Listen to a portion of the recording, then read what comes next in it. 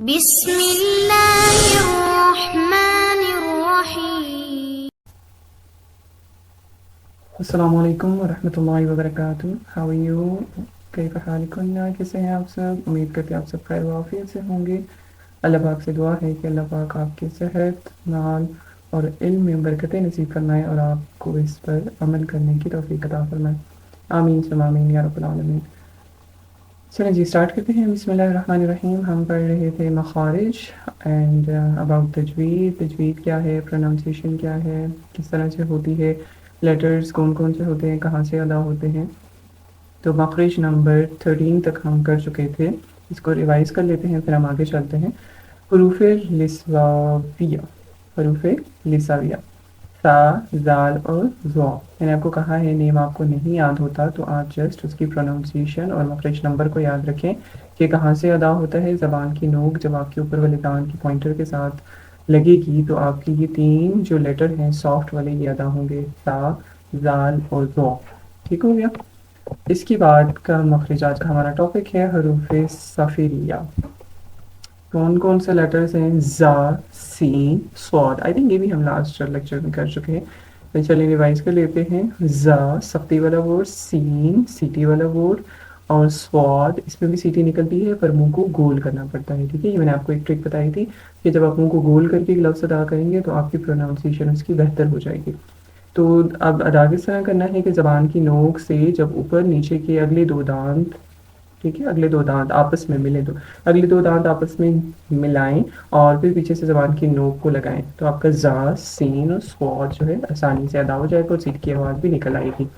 Next ہے حروف شفویہ۔ شفویہ میں کون کون سے ہوتے ہیں؟ با، میم، واو اینڈ فا۔ اس کے مخرج نمبر 15 ہے، اس کی پروننسیشن بہت ہی آسان ہے، یہ آپ سب ادا کر سکتے ہیں۔ با، میم، واو اور فا دونوں ہونٹوں سے ادا ہوتے ہیں۔ کہاں سے ادا ہوتے ہیں؟ اوپر والے دو دانتوں کا سرا اور نیچے کے ہونٹ کا اندرونی حصہ۔ ٹھیک ہے، اوپر والے دانتوں کا سرا، نوک، اور نیچے والے ہونٹ کا اندرونی حصہ، اس سے فا ادا ہوتا ہے۔ ٹھیک ہے، اب مخرج نمبر 16 کو انہوں نے الگ کر دیا ہے کیونکہ دیکھیں فا کے لیے آپ کہاں سے ادا کرتے ہیں، یا دیکھیں جو میں نے ابھی بتایا کہ اوپر والے دانت کا حصہ نیچے والے ہونٹوں کے اندرونی حصے سے لگے گا تو فا ادا ہوگا۔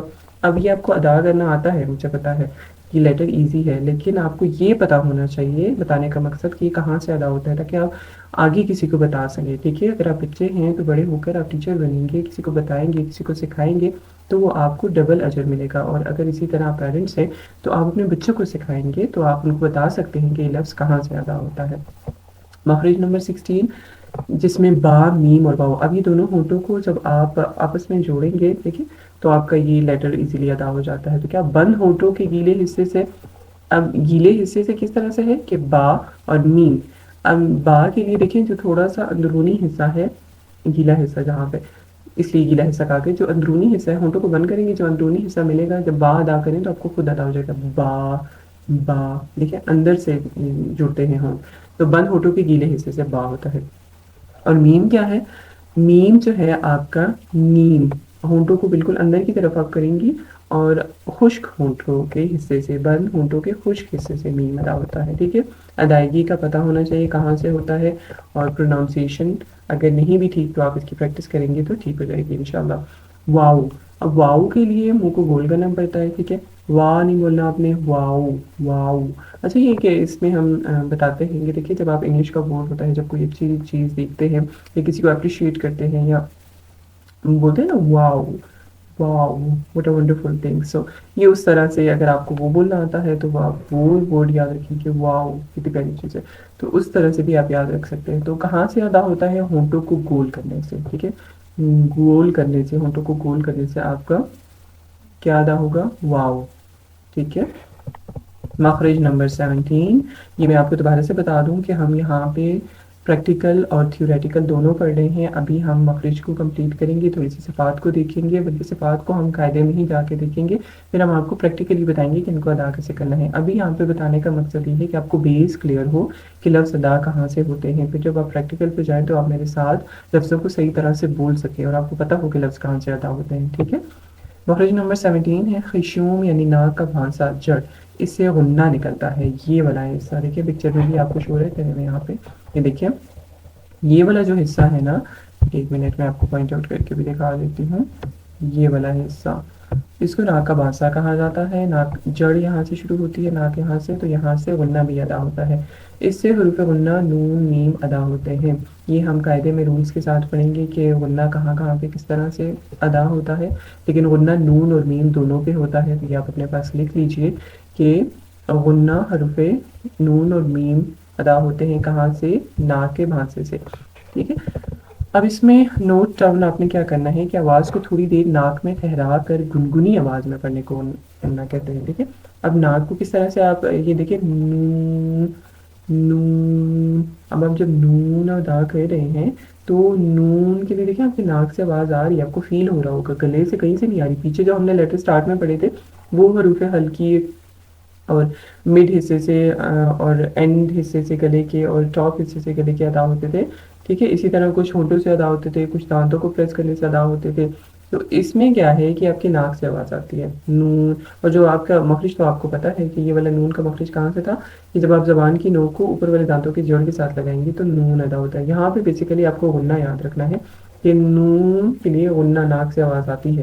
اسی طرح میم, اگر میم کے اوپر ڈبل حرکت ہے, ٹھیک ہے, میم نون اور میم کے اوپر جب ڈبل حرکت آئے گی نا تو وہ آپ کی غنہ ادا ہوگا. اب وہ کس طرح سے, اس میں بھی رولس ہیں. ٹھیک ہے. تقام اور سب ہوتا ہے, لیکن یہاں پہ سمپلی میں آپ کو یہ بتا دوں کہ اگر نون, یہ یہاں پہ جو بات بتائی جا رہی ہے کہ نون اور میم اور ڈبل حرکت والے حرف پر آتا ہے. ایک نون ڈبل فتحہ آپ بھی کہہ سکتے ہیں, یا دو زبر نن آپ بھی دیکھیں آپ کے میم دو زبر من, اس طرح سے یہ ادا ہوتا ہے غنہ. ٹھیک ہے. نون اور میم پہ ڈبل حرکت مطلب تنوین, دو زبر دو زیر دو پیش. ٹھیک ہے. مخرج معلوم کرنے کا صحیح طریقہ کیا ہے, حرف کو ساکن کر دیں. ٹھیک ہے. اس کی شروع میں زبر والا حمزہ لے آئیں, زبر والا حمزہ. ٹھیک ہے. جہاں حرف کی آواز ختم ہوگی وہیں سے اس حرف کا مخرج ادا ہوگا. مطلب کہ ایک لفظ ہے نون, چلے نون لے لیتے ہیں. ٹھیک ہے. نون ہے, نون کو ساکن کرتے ہیں, اس کی شروع میں حمزہ لگا دیں. ٹھیک ہے. جہاں حرف کی آواز ختم ہوگی وہیں اس کا مخرج ہوگا. لائک ان ان, اب آپ ان کریں تو آپ کی زبان کی نوک جا کے اوپر والے دانتوں کے جڑ کے ساتھ لگ رہی ہے نا. اسی طرح تو آپ کی ہونٹ جو ہے بند ہو رہے ہیں. یہ ایک ٹرک بتائی گئی ہے یہاں پہ. ٹھیک ہے. اب یہ حرکات نیکسٹ ٹاپک میں انشاءاللہ ہم پڑھیں گے. نیکسٹ لیسن میں حرکات یعنی زبر زیر اور پیش کی ادائیگی کس طرح سے ہوتی ہے, یہ بھی امپورٹنٹ ہے. یہ بیسک آپ کر لیں گے نا تو انشاءاللہ قاعدے میں ہم جب جائیں گے تو وہ ایزیلی آپ کا کور ہو جائے گا.